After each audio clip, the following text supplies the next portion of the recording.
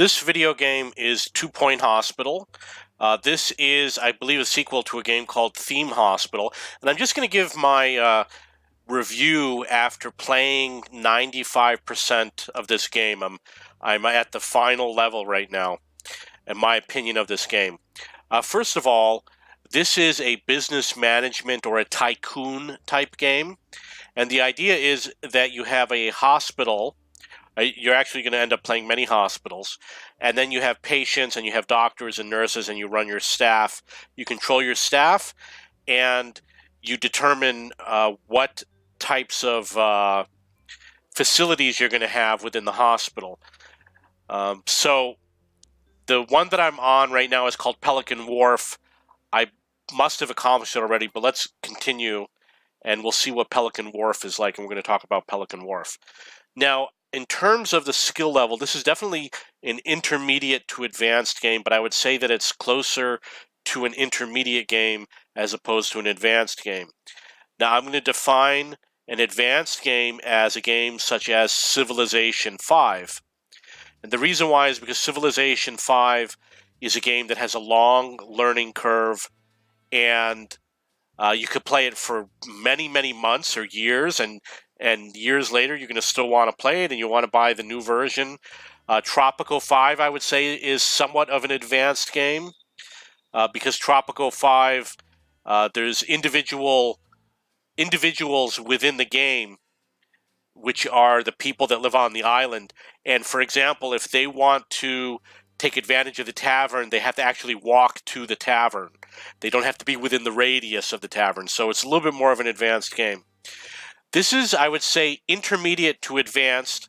In terms of tycoon games, it's more on the advanced side. And the reasons why is that there's a lot of hospitals. There's a lot of different types of facilities you provide. There's a lot of illnesses that you have to treat.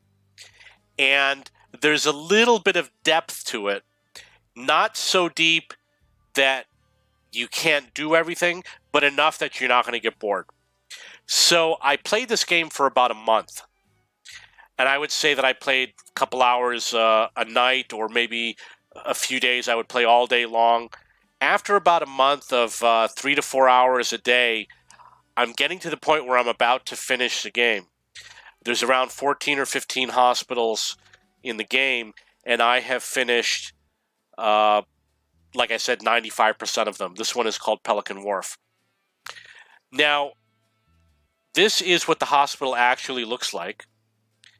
And in the game, you have to have, this is a general practitioner's offices. And then over here, you have secondary, what do they call it? Diagnosis. These are diagnosis rooms. What I do is anything that requires a doctor goes on the left side. Anything that requires a nurse goes on the right side. And the reason why is because when the doctors go on break, you don't want them to walk all over the hospital. You want them to stay in the same general area because they might work at a different facility. So it's going to be another doctor's facility in the doctor's section, etc. All the treatment areas are up here in the north. And then the things that are furthest away are the training rooms and advertising and things like that. Now, what I liked about this game is that it's a little bit humorous and there's a little bit of a challenge to it. Most of it, it's all about making money. If you're making money, you're doing well. If you're not making money, then you aren't. Most of the other aspects of the game are not things like curing people, for example. Not the most... It's not something you really need to focus on. If you don't cure a lot of people, you're still going to make money. So it's all about making money. If you run out of money, the game's over. But the game doesn't end because you stop curing people, for example. The other thing that I like about the game is that as you unlock different achievements, you can go back to your older hospitals and you can upgrade them. Things that I don't like about the game is that you can suddenly lose a lot of money, and there's a learning curve about controlling winning and losing money. For example, if If you don't have enough trash cans, people will start vomiting on the floor, and the janitors won't be able to clean it up fast enough, and everybody's going to get sick, and then just a mass of people will just leave the hospital all at once, and you won't know why, and you suddenly lose a lot of money, and the game's over. So that's an example of something that I didn't like about the game. It took me a long time to figure that out. The other thing that I don't like about the game is that you're going to be overwhelmed frequently in the game. So if you look at this particular area here, there's a queue number which says 12, and it shows how many people are queued for this room. What happens in the game is you're going to have different facilities that are constantly overwhelmed. And you're going to think, well, I just build more, but you run out of space and you can't build more. You really need the hospitals to be twice as big as they really are. And you don't get that. So you have to make a lot of decisions, and a lot of it's going to affect the gameplay. You want to offer treatments and cures for everything, but you can't do it. You can't build the maximum facility. All of your facilities are going to have to run with some facilities vacant and with some services that you're just not doing because you just can't handle everything. There is something over here called an overview, and you have patients. I like to max out games, play them to their limits. And one thing that I notice is I've never gone above 250 patients. No matter how hard I've tried, I've never been able to go higher than 250. And I wonder if there's a built-in limit that limits it to 250. Okay, so there is a design element. And this is one of the rooms, you notice that all the rooms are pretty much identical. And the design element is that you can put in things like a heater or an air conditioner, the coffee machine, the desk, the different cabinets, and some of them have an impact on the game and some don't. However, what tends to happen, you'll notice that these two rooms are the same. You just copy the room. You design one room and copy it. So there is a little bit of a design element to the game. And if you like to design things, you're going to like that aspect. There is a decorative aspect to the game. You'll notice that there's paintings hung up over here. But the problem with the decorations is that it becomes boring. You're just posting decorations everywhere. You could put the same decoration everywhere and they don't care. The people, anything that they see to them as a decoration, whether you think it's beautiful or not, they think it's beautiful. There's services such as food and the cafe and the toilets and things like that. And what happens inevitably is that the toilets get clogged. So you're constantly unclogging toilets. People will need to use the food, but they'll be hungry and they won't walk to the food machine.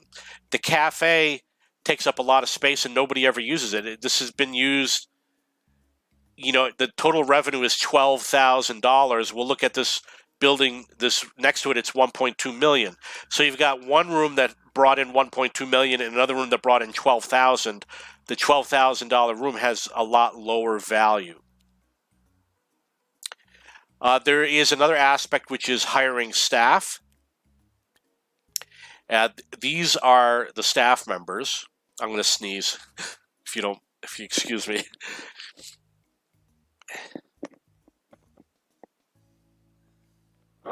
Hiring too many staff can make you go bankrupt. And one of the problems that the game has is that there's 5 skill levels for the staff. And what I've discovered is if you train everybody to the 4th level, you don't go bankrupt. But once you start training people to the 5th level, you run the risk of going bankrupt. So I have to understaff my hospital in order to provide the best services without going bankrupt. And it's not something that you would think is part of a game, but it's something that I had to do. There is another design aspect to the game, and that is the layout. You'll notice that this is a very simple layout. There's one corridor that goes through the building. But if you look at this one, you'll notice that the layout's a little bit more complicated. And the reason why is because some of the buildings are stuck in the corner, and in order to get a person to that building, you have to have another corridor. And the other issue is I could easily put multiple rooms over here, but it's not efficient. The types of rooms, for example, I have 2 bathrooms in this building because it doesn't make sense to put another type of room. And this is a staff room over here in the center. And the corridor space over here is a little bit wider because it's not any more efficient to make the corridors thinner. You have some of the rooms have a minimum. This is a 4x4 room, and these are 3x3 rooms. I build them to most rooms to their minimum. There's no reason, if I had built this as a 4x4 and taken advantage of this space, then I might not have been able to fit as many rooms. So you have to make some decisions. Here's another example. You'll look at the layout. You'll notice it's not the most efficient hallway layout, but because of the size of the rooms and the size of the hallways and the size of the main building, that's a decision I had to make. So you're going to have layout decisions. The front desks over here, there's a front desk that has like 5 or 6 staff. You can make the front desk huge, but I use small ones because the huge ones take up too much space. Here's another one. You can see that the layout is a little weird, in part because I got bored of designing a perfect layout, and this one worked. You know, we have some odd-shaped rooms, like this long one over here has this long building in it, and all this computer equipment. That's the way I was able to get it to fit. So if you like managing the flow of traffic, then you might also like this game. So basically, it is a tycoon game. I'm going to compare it to some other tycoon games. For example, there's a pizza restaurant tycoon game, and there's a cafe tycoon game. This one is more in-depth than other tycoon games. You have to treat patients that have illnesses, and there's a large variety of illnesses. There's a large variety of facilities. There's a large variety of hospitals. There's a large variety of different layouts for every building.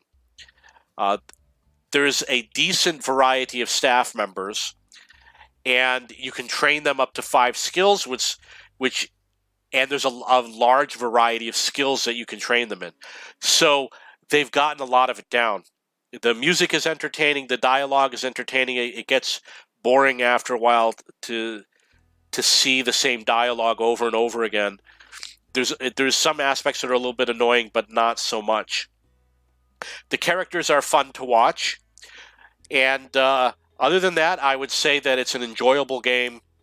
To give you some insight, I'm 47 years old. I've been playing games since I was 7 or 8 years old. So I've got over 35 years or more experience playing video games. I still thought that this was worth I probably paid $30 for it. I probably purchased it on Steam. I think it's worth the $30, but be aware that you might only get a month or 2 of gameplay out of it. And it might not be a game that you're going to want to play a year later. I don't think I'm ever going to install this game again. And the reason why is because if you uninstall it and install it again, you have to start over from the beginning. There might be a sandbox mode. I don't know. I think there is an option for a sandbox mode. But I don't want to do that because when you start over from the beginning, you haven't unlocked all the features in the game. And it does take days to unlock the next hospital, the next illness, the next facility. You know, you're going to be playing all day long to unlock all those things. Okay, so I definitely recommend it. To give it a score out of 10, I would say I would give it an 8 or a 9 out of 10. In terms of hospital management games, there are other hospital management games. I have not played them yet, but now I'm intrigued and now I'm interested in playing other hospital management games. Okay, so that's my review.